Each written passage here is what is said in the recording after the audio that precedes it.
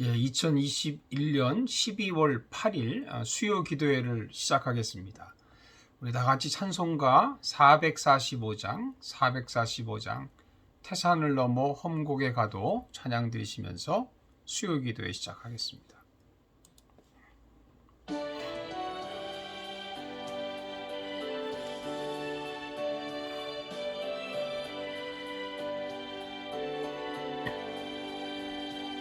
태산을 넘어 험곡에 가도 빛 가운데로 걸어가면 주께서 항상 지키시기로 약속한 말씀 변치 않네. 하늘의 영광 나의 맘속에 차고도 넘쳐 할렐루야를 힘차게 불러 영원히 주를 찬양하리. 캄캄한 밤에 다닐지라도 주께서 나의 길 되시고 나에게 밝은 빛이 되시니 길 잃어버릴 염려 없네. 하늘의 영광 나의 맘속에 차고도 넘쳐 할렐루야를 힘차게 불러 영원히 주를 찬양하리. 광명한 그 빛 마음에 받아 찬란한 천국 바라보고 할렐루야를 힘차게 불러 날마다 빛에 걸어가리. 하늘의 영광 나의 맘속에 차고도 넘쳐 할렐루야를 힘차게 불러 영원히 주를 찬양하리. 오늘 주신 하나님 말씀은 사사기 19장 11절에서 21절까지의 말씀입니다. 사사기 19장 11절부터 21절까지 제가 말씀을 봉독해 드리겠습니다.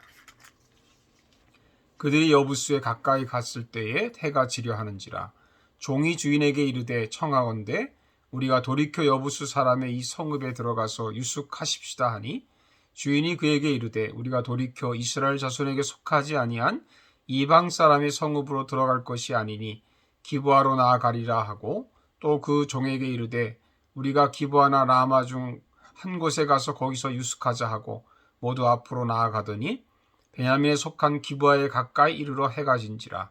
기브아에 가서 유숙하려고 그리로 돌아 들어가서 성읍 넓은 거리에 앉아 있으나 그를 집으로 영접하여 유숙하게 하는 자가 없었더라.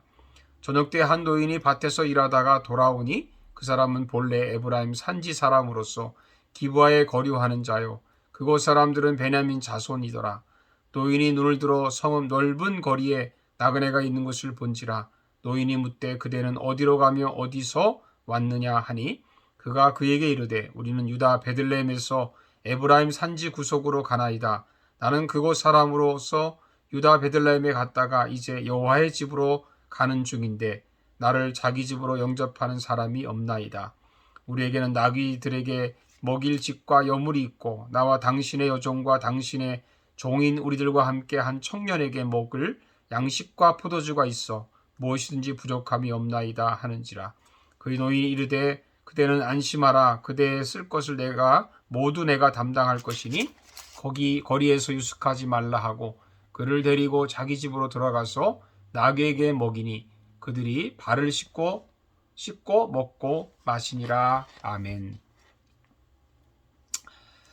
예, 사랑 여러분들 잘 보내셨습니까? 오늘은 사사기 19장 11절에서 21절 말씀 가지고 형식적인 신앙을 버리자, 형식적인 신앙을 버리자는 제목으로 말씀을 드리겠습니다. 신앙생활에는 외적인 것과 내적인 것이 있습니다. 그래서 그 중에 외적인 것을 우리가 보통 형식적인 것이라고 이렇게 말을 합니다. 물론 형식적인 것이 전혀 필요 없다는 말은 아닙니다. 문제는 형식적인 신앙으로만 사는 것이 문제입니다. 오늘 우리가 보는 레위인은 바로 그 형식적인 신앙인의 모형이라고 할 수 있습니다. 레위인은 첩을 데리고 집으로 돌아가고 있었습니다. 그는 여부수라는 동네에 이르렀을 때에 종이 여부수에서 하룻밤 묵어서 가자고 주인에게 말하자 주인인 레위인이 이렇게 말합니다. 안 돼. 이스라엘 사람이 없는 이 이방인의 성에 들어가서 쉴 수는 없어. 기브아까지 가겠다.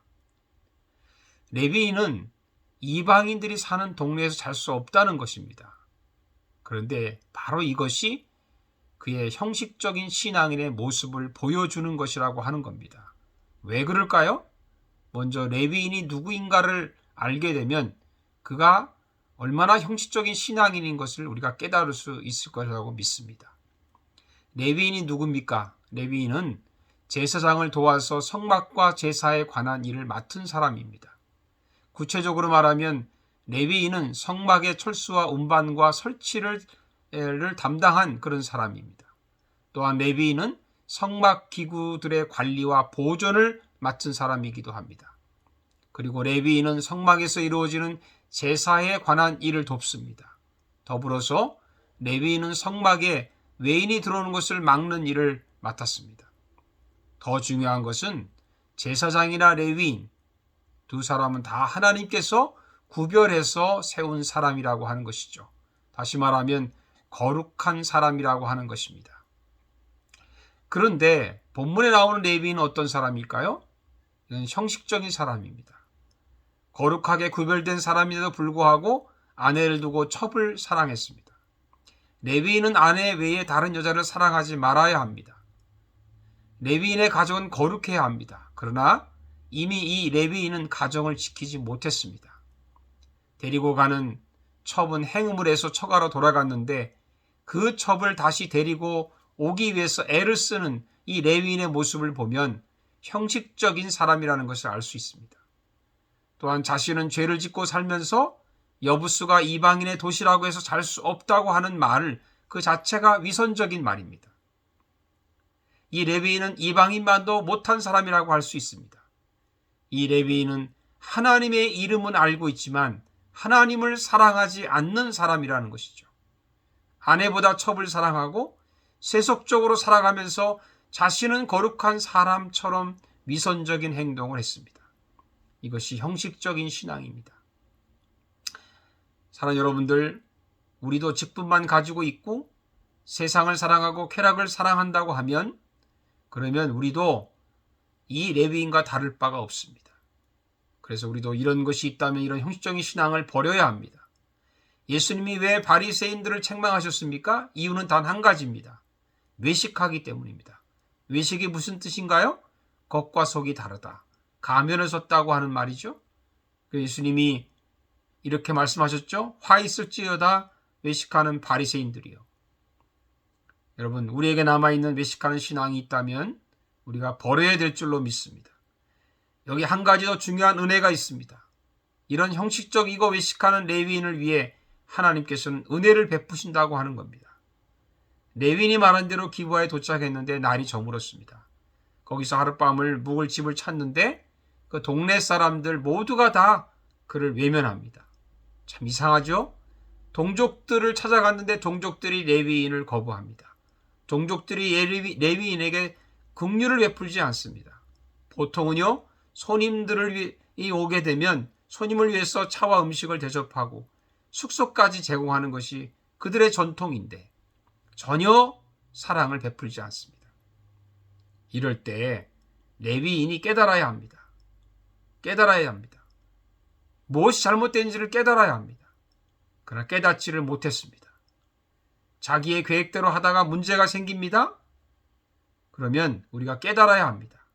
아, 하나님께서 막으시는구나. 나에게 무슨 문제가 있구나 하는 것을 깨달을 수 있기를 축복합니다. 그러나 하나님이 이럼에도 불구하고 한 노인을 보내십니다. 이 노인이 광장에 앉아있는 레위인에게 묻습니다. 당신들은 어디서 왔으며 어디로 가는 길이요? 이 노인은 그냥 지나치지 않고 이들에 대해서 관심을 가졌습니다. 강도 만난 사람을 돌보았던 사마리아인과 같은 사람이 바로 이 노인입니다. 저는 이 노인을 하나님이 보내주셨다고 믿습니다. 비록 형식적이고 외식적인 믿음을 가지고 있지만 하나님은 한 번 더 기회를 주시는 겁니다. 한 번 더 은혜를 베푸시는 것입니다. 하나님은 역시 우리에게도 한 번 더 기회를 주시고 한 번 더 은혜를 베푸십니다. 우리가 깨닫지 못해도 다시 한 번 기회를 주시는 것이죠. 그만큼 하나님의 마음은 넓으시고 하나님의 사랑은 무한하십니다. 저와 여러분은 하나님이 주시는 이 큰 사랑을 깨닫고 회개하고 사명을 다시 감당할 수 있기를 축복합니다. 기도하겠습니다. 살아계신 하나님 감사합니다. 저희들도 레위인과 다르지 않습니다. 형식적인 신앙, 외식적인 신앙, 이런 신앙을 가지고 살 때가 많습니다. 겉과 속이 다르고 겉으로는 우리가 믿는 체 하지만 사실은 속으로 믿지 않고 하나님을 사랑하는 척하지만 사랑하지 않는 저희들입니다. 그런 레위인의 그 형식적인 믿음을 버리기를 원합니다. 우리의 형식적이고 외식적인 신앙을 회개하고 주님께 고백합니다. 그럼에도 불구하고 우리에게 은혜를 베푸시고 기회를 주시고 사랑하시는 주님, 은혜를 따라서 깨닫고 주님의 뜻 가운데 살기를 간절히 원합니다. 그래서 하나님의 백성으로서 올바르게 살아갈 수 있는 저희들 되게 해 주옵소서. 예수님의 이름으로 기도하옵나이다. 아멘. 주님 가르친 기도로 마칩니다. 하늘에 계신 우리 아버지여, 이름이 거룩히 여김을 받으시오며 나라의 임하옵시며 뜻이 하늘에서 이루어진 것 같이 땅에서도 이루어지이다. 오늘날 우리에게 일용할 양식을 주옵시고 우리가 우리에게 죄 지은 자를 사하여 준 것 같이 우리 죄를 사하여 주옵시고 우리를 시험에 들지 말게 하옵시며 다만 악에서 구하옵소서. 나라와 권세와 영광이 아버지께 영원히 있사옵나이다. 아멘. 좋은 날씨에 건강하시고 주일에 또 뵙겠습니다. 감사합니다.